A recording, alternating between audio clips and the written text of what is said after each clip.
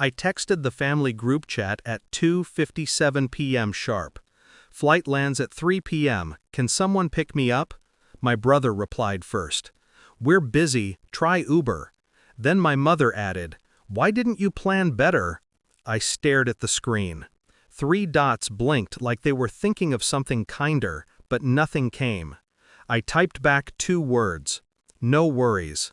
That was 8 hours before the news broke. Before they saw the flames curling out of the house I used to call home. When I met Daniel, my husband, I thought stillness was love. He had a calmness that felt safe, like standing in the eye of a storm. We married within a year. My family adored him, at least at first. He was everything they said I wasn't: patient, practical, presentable. For years I believed that was stability. Then I learned stability can also mean stagnation. It started with the business trips. He'd leave for consulting work overseas. Short calls, late replies, credit card charges from places he swore he never went. When I asked questions, he'd smile that soft, dismissive smile and call me paranoid. The first real crack appeared in a voicemail he forgot to delete. A woman's voice, faint, affectionate. She called him Love. Not Dan, not Mr. Carter, just Love. I didn't cry, not right away. I sat in our dark kitchen, replaying it until I could hear the faint sound of waves in the background. The same ocean he said was too cold to swim in. That night while he slept, I checked his laptop. The messages were there. Her name, her plans, the hotel receipts. She wasn't just a fling. She was an architect of his double life. And my family, when I told them, told me to forgive him. My mother said, marriage is work. My brother laughed, you're too dramatic.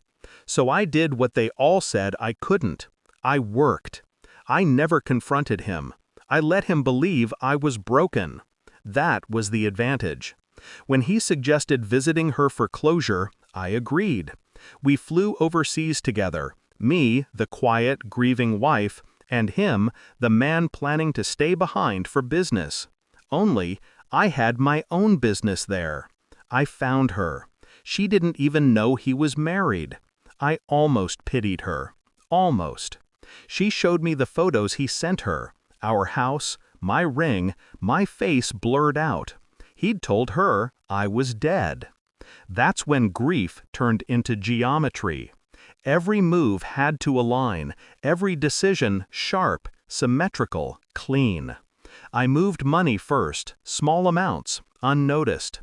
Then the life insurance policies. Then the deed. I forged his signature, made quiet transfers. He trusted me with passwords. Love makes fools of men. When the day came, I took him to the cliffs by the sea, the same place we took our wedding photos. I told him I forgave him. He smiled, relieved. I kissed him. Then I told him to look at the view. He leaned forward. I pushed. It wasn't dramatic. It wasn't cinematic. It was just physics and timing. He fell soundlessly, swallowed by the ocean he said was too cold. The police called it an accident. The widow cried beautifully. I buried him there, overseas, by the rocks where the tide never stops coming in. My family didn't attend the funeral. My mother texted, flights are too expensive right now. When I landed back home, I texted them again. Flight lands at 3 p.m. Can someone pick me up? They didn't know I wasn't coming home to grieve. I was coming home to collect. The house still carried his name, but not for long. The insurance claim cleared faster than I expected. I sold his car, emptied the accounts. My family didn't ask how I was managing. They assumed I was fine, because I sounded fine. At 6:12 p.m., the same time the evening news began, I sent one last message to the group chat. Check Channel 9. By then, the fire had already spread through the Carter residence. Gas leak, they said. Faulty wiring. They didn't mention the insurance increase I filed before I left. On screen, the flames danced behind the reporter, reflected in her wide eyes. My brother's name came up first. His new company, the one Daniel invested in as a favor, gone. My mother's house next door, blackened windows, smoke. She'd signed the co-insurance clause herself. They watched their comfort burn live on television.